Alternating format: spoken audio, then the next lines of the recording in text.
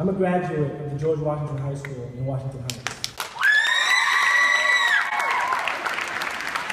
I'm also a graduate of DDC's Upper Bound program and Columbia University.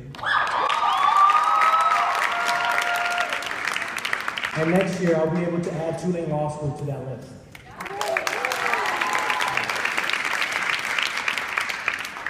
But when I was a kid, I could not manage to graduate from elementary school. When I was 9 years old, both of my parents had lost their jobs, and we lost our home. And unsurprisingly, I failed the 4th grade that year. In the years between my second attempt at the 4th grade and the day I enrolled in law school, a lot of things went right for me. Whether by design or a stroke of good luck, I had some exceptional teachers with the talent and patience to get me back on track. By the time I entered high school, I started to get my confidence back. Then I enrolled in DDC.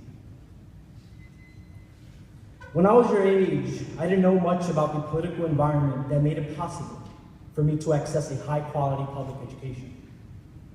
Recently, when news hit of a federal budget that cuts funding to talent search and upward bound programs, and when upward bound programs were denied funding for years to come, we all had the chance to learn about politics.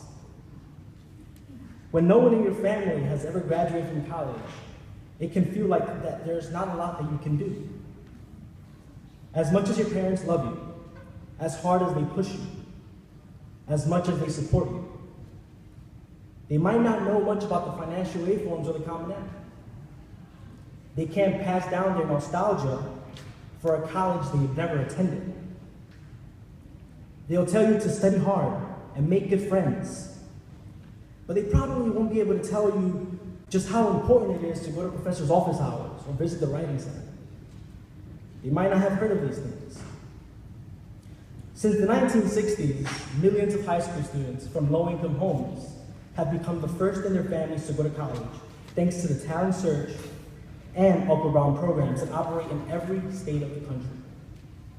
For decades, these programs have invited kids like us to study on a college campus, to live in the dorms, to learn from the students enrolled there, to have access to trained counselors. A campus community rallies around every talent search and upward bound student, and just like that, we belong there. We belong in college. We become part of the community that embraces us. That's why when someone comes along and tells you that you don't belong there, it can feel like a punch in the gut. There are so many things that keep poor, smart kids out of college. Many students are just one missed deadline, FAFSA error, or SAT question away from just seeing their formal education coming to an end. It's almost too ironic then that the failure to double space on an application program funding could mean the difference between success and failure for the next generation of upward bound and talent search students. Today, our White House lacks a moral compass, lacks human decency, effectuating policy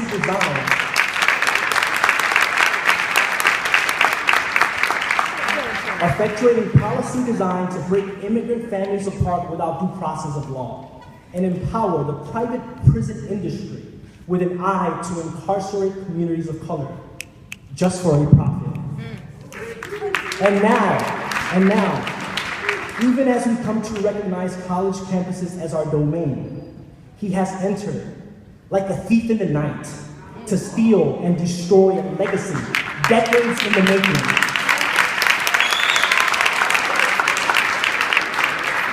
As they say, it's not paranoia if they're really out to get me.